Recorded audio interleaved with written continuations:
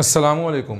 मेरा नाम डॉक्टर उसामा कुरैशी है। आज का जो हमारा टॉपिक जो हमने डिस्कस करना है वो है ऑटोनोमिक मूवमेंट। प्रीवियस लेक्चर के अंदर हमने इसके स्केच को, मूवमेंट इन प्लांट्स के स्केच को हमने डिस्कस किया था। आज हम पढ़ेंगे जो सबसे पहली टाइप है ऑटोनोमिक मूवमेंट। ठीक है, हम कहते हैं ऑटोनोमिक मूवमेंट जो है ये इंटरनल कॉज की वजह से होती है और जो पैराटोनिक मूवमेंट है ये एक्सटर्नल कॉज की वजह से होती है। तो देखते हैं हम ऑटोनोमिक मूवमेंट है, हम कहते हैं इंटरनल स्टिमुलस की वजह से या इंटरनल कॉज की वजह से होती है। इसमें जो सबसे पहली इसकी जो टाइप है वो कौन सी है? Tactic movement. कौन सी मूवमेंट है?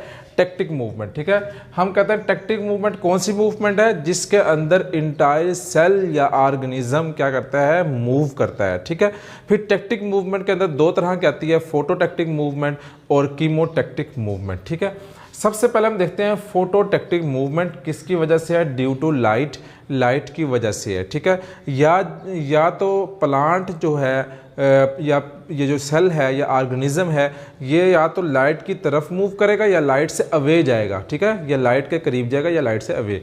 अगर लाइट की तरफ मूव कर रहा है तो हम कहेंगे पॉजिटिव फोटोटेक्टिव मूवमेंट है, और अगर लाइट से दूर जा रहा है तो हम कहेंगे नेगेटिव फोटोटेक्टिक मूवमेंट है। ठीक है, तो क्या हमने कहा फोटोटेक्टिक मूवमेंट किसकी वजह से है? लाइट की वजह से है। कीमोटेक्टिक मूवमेंट किसकी वजह से है? केमिकल्स की वजह से कोई अगर हमने कहा सेल मूव करे उसको हम कहते हैं कीमोटेक्टिक मूवमेंट। अच्छा, फोटोटेक्टिक मूवमेंट की एग्जांपल क्या है फोटोटेक्टिक की? हम देखते हैं साइक्लोसिस के अंदर जब क्लोरोप्लास्ट मूव करता है उसकी मूवमेंट को हम क्या कहते हैं? ये फोटोटेक्टिक मूवमेंट है। अच्छा, साइक्लोसिस क्या है? साइक्लोसिस कहते हैं जब साइटोप्लाज्म सेल के अंदर मूव करता है, ठीक है, उस मूवमेंट को हम साइक्लोसिस कहते हैं। और उसकी वजह से हमने कहा क्लोरोप्लास्ट मूव करता है और उस जगह पे जाता है जहां पे ज़्यादा से ज़्यादा लाइट आ रही है। ठीक है, और लाइट की तरफ मूव कर रहा है और वहां पे ताकि मैक्सिमम लाइट को एब्जॉर्ब कर सके, इसलिए क्लोरोप्लास्ट क्या करता है? मूव करता है। कीमोटेक्टिक मूवमेंट की एग्जांपल क्या है? हम कहते हैं कि स्पर्म ऑफ लिवर वर्ट हो गए, मोसिस हो गए, मोसिस के स्पर्म, लिवर वर्ट के स्पर्म, ये मूव करते हैं आर्चिगोनिया की तरफ। ठीक है, यहाँ पे सवाल पैदा होता है इनको कैसे पता चलता है कि हमने यहाँ पे मूव करके जाना है।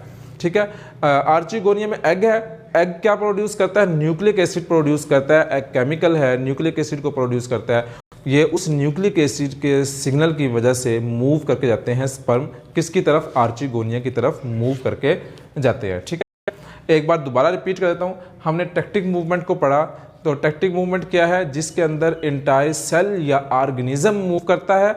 और टेक्टिक मूवमेंट के अंदर दो तरह की मूवमेंट है, फोटोटेक्टिक और कीमोटेक्टिक। फोटोटेक्टिक मूवमेंट वो मूवमेंट जो लाइट की वजह से हो। ठीक है, हमने कहा एक सेल है, मिसाल के तौर पे मैंने कहा ये एक सेल था। ठीक है, यहाँ पे जी सनलाइट आ रही है, क्या आ रही है? यहाँ पे सनलाइट बहुत ज़्यादा आ रही है और क्लोरोप्लास्ट कहाँ मौजूद है? यहाँ पे मौजूद है। तो क्या होगा फिर? साइटोप्लाज्म की मूवमेंट होगी, साइक्लोसिस की वजह से क्लोरोप्लास्ट मूव करके कहाँ पे आ जाएगा? लाइट की तरफ आ जाएगा, ताकि ज़्यादा से ज़्यादा जो है लाइट एब्जॉर्ब हो सके और उसके फोटोसिंथेसिस के अंदर रोल अदा कर सके। कीमोटेक्टिक मूवमेंट क्या है? कि जिसके अंदर केमिकल की वजह से मूवमेंट हो तो उसको कीमोटेक्टिक कहते हैं। जिसकी एग्जांपल क्या है? कि लिवर वर्ट या मोसिस का जब स्पर्म है, जो स्पर्म वो मूव करके जाता है किसकी तरफ? आर्चिगोनिया की तरफ। और किस तरह मूव करता है?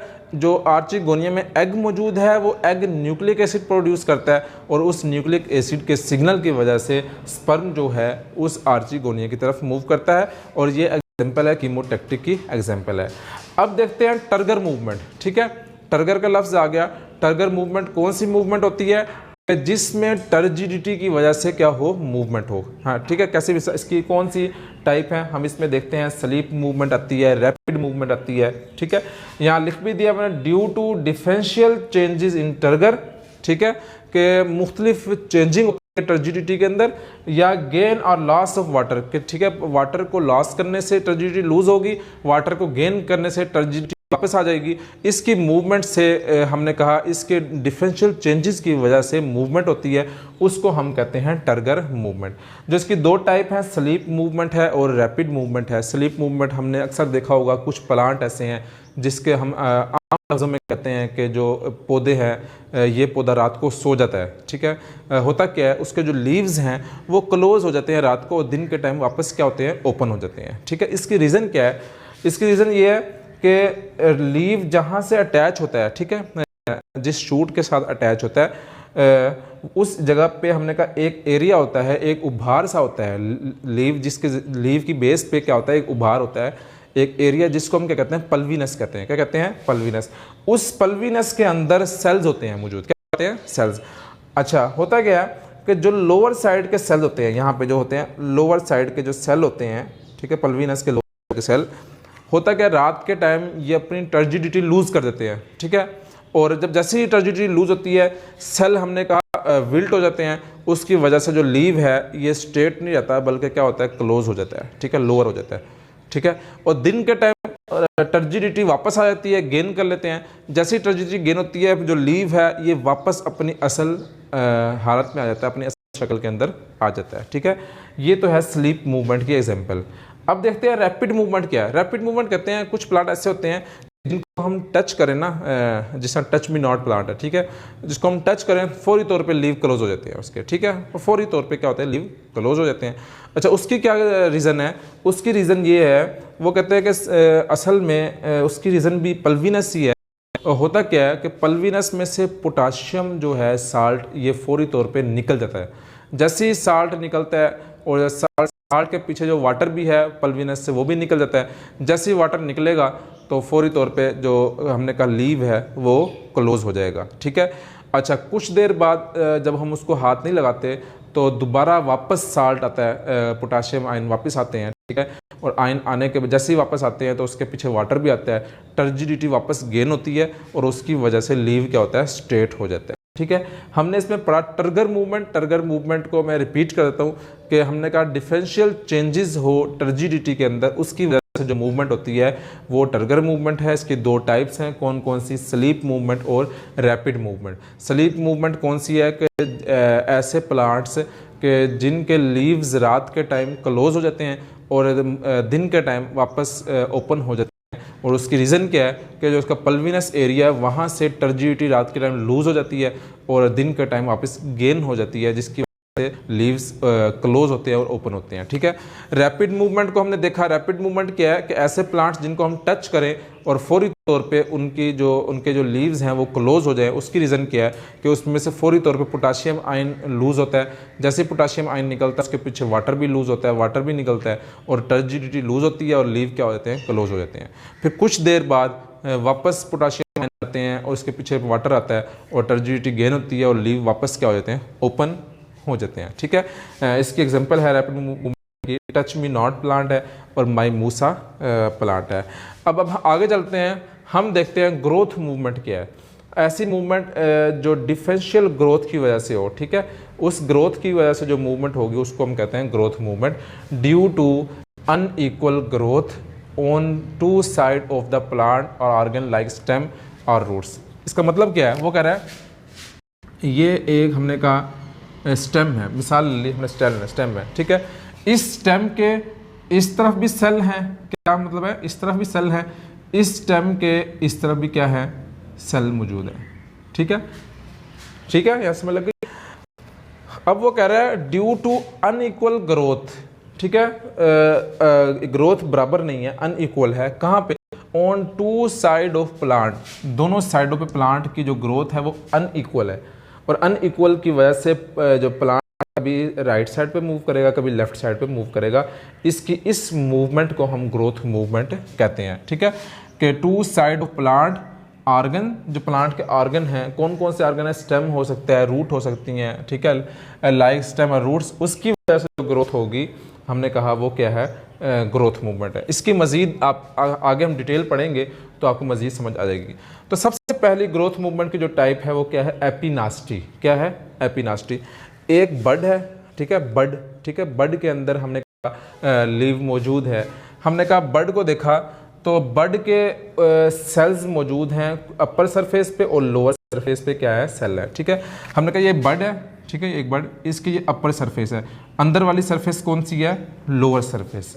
वो एपिनास्टी क्या है कि एपिनास्टिक ये है कि जब upper surface of leaf in bud condition, ठीक है, लीफ की जो अपर सरफेस के जो वो हैं हमने कहा सेल्स हैं, जब उनकी ग्रोथ ज़्यादा हो जाए, upper surface of leaf in bud condition show more growth, जब अपर सरफेस की ग्रोथ ज़्यादा हो जाए as compare to lower surface की निस्बत अपर सरफेस की ग्रोथ ज़्यादा हो जाए सेल की, तो लीफ क्या हो जाता है, वो बड क्या होता है, क्लोज हो जाता है। ठीक है, जाहिर सी बात है जब ये सेल की ग्रोथ ज़्यादा हो जाएगी तो ये सेल बड क्या रहेगा, क्लोज आएगा, क्योंकि अंदर की जो सेल ग्रोथ है वो क्या है, लो है। ठीक है, अगर वो कह रहा है इसकी निस्बत अगर लोअर सरफेस जो है, जो अदर वाला सरफेस है, लोअर सरफेस है, उस सेल की ग्रोथ ज़्यादा हो जाए और अपर सरफेस की ग्रोथ कम हो जाए तो बड क्या हो जाएगा, ओपन हो जाएगा। दो डेफिनेशन है एपिनास्टिक और हाइपोनास्टिक की, तकरीबन थोड़ा सा ही डिफरेंस है, दोबारा बता देता हूँ। वो कह रहा है कि अगर अपर सरफेस के सेल की ग्रोथ ज़्यादा हो जाए as compare to lower surface, तो बड क्या होता है, क्लोज हो जाता है। ठीक है, क्योंकि अपर सरफेस की ग्रोथ क्या है, ज़्यादा है। अगर वो कह रहा है कि लोअर सरफेस की ग्रोथ, अंदर वाले सेल की ग्रोथ ज़्यादा हो जाए, जिसका मैंने बताया है, अंदर वाले सेल की या लोअर सरफेस के सेल की ग्रोथ ज़्यादा हो जाए as compare to upper surface, तो हमने कहा बड क्या हो जाएगा, ओपन हो जाएगा। ठीक है, ये था एपिनास्टी और हाइपोनास्टी। और ये कौन सी किस मूवमेंट के अंदर आता है, ग्रोथ मूवमेंट के अंदर, क्योंकि सेल की डिफरेंशियल ग्रोथ की वजह से हमने कहा बड ओपन हो रहा है, क्लोज हो रहा है, और ये जो मूवमेंट है इसको हम कहते हैं ग्रोथ मूवमेंट। और जो इसकी लास्ट टाइप है न्यूटेशन, ठीक है, क्या है, न्यूटेशन। ये जिग जैग हमने कहा मूवमेंट होती है। किस तरह, मिसाल के तौर पे हमने कहा ये एक हमने कहा स्टेम है, क्या मौजूद है, स्टेम। हमने कहा फ़र्ज़ करो इस तरफ के सेल की ग्रोथ ज़्यादा होगी तो स्टेम इस तरफ मूव कर जाएगा। ठीक है, लेफ्ट साइड की ग्रोथ ज़्यादा होगी सेल की as compare to right side, stem किस तरफ मूव कर जाएगा, राइट साइड पे। अगर हमने कहा फिर थोड़ी देर बाद लेफ्ट साइड के सेल की ग्रोथ ज़्यादा होगी और राइट की ज़्यादा होगी, लेफ्ट की कम होगी, तो इस तरह स्टेम मूव कर लेगा। ठीक है, और फिर थोड़ी देर बाद लेफ्ट की ज़्यादा होगी राइट की निस्बत, तो फिर दोबारा इस तरह मूव करेगा। ये जिग जैग मैनर के अंदर मूव करता जाएगा। ठीक है, मैंने लिखा हुआ जिग जैग फैशन में जो मूवमेंट होती है उसको हम न्यूटेशन कहते हैं। और वो किस वजह से होती है, क्योंकि उसके अंदर दोनों साइडों पे ग्रोथ क्या होती है, चेंज होती रहती है। कभी राइट साइड की ज़्यादा हो जाती है, कभी लेफ्ट साइड की ज़्यादा हो जाती है, जिसकी वजह से जिग जैग मैनर के अंदर हमने कहा प्लांट क्या करता है, मूव करता है। इसकी सबसे बड़ी एग्जांपल है, हमने अक्सर बेल देखी होंगी, बेलें। ठीक है, अंगूर की बेल होती है और मुख्तलिफ सब्जियों की बेलें मौजूद होती हैं जो हम देखते हैं, और वो जिस तरह हमने कहा चढ़ती हैं किसी दरख्त के ऊपर या दीवार के ऊपर, वो किसके एग्जांपल है, न्यूटेशन के एग्जांपल है, जिसमें वो जिग जैग या स्प्रिंग की फॉर्म में क्या करती हैं, मूव करती हैं। ठीक है, तो ये था आज का हमारा टॉपिक जिसमें हमने डिस्कस किया है ऑटोनोमिक मूवमेंट को। ऑटोनोमिक मूवमेंट क्या है, उसकी टाइप्स कौन कौन सी हैं, टैक्टिक मूवमेंट क्या है, टर्गर मूवमेंट क्या है, उसके बाद ग्रोथ मूवमेंट क्या है, फिर इनकी मज़ीद आगे टाइप्स क्या हैं, इनके एग्जांपल क्या हैं। तो ये आज का हमारा टॉपिक जिसमें हमने ये चीज़ें डिस्कस की हैं। तो इसी के साथ मैं आपसे इजाज़त चाहता हूँ। अस्सलाम वालेकुम।